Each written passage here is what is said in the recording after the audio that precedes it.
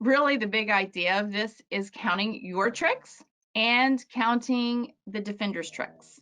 And there are two types of tricks, as we know from Declare's perspective, but there are also two types of tricks for defenders when we're counting their winners.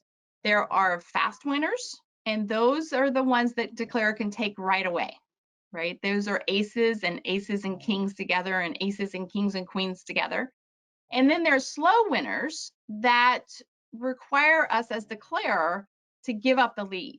And that's where the stress comes in, right? We have to give up the lead in the promotion technique where we drive out a higher card. We have to perhaps give up the lead in a finesse if the finesse doesn't work. And then finally, in our long suit development technique, it's a ducking technique, which means we're going to give up a trick in that technique as well. So when we have these slow winners that we have to work on, right, they're in our working suit, we then have to say, okay, if I'm going to give up the lead or potentially give up the lead to the opponent, right, if the finesse loses, then how many tricks are the defenders going to take at that point?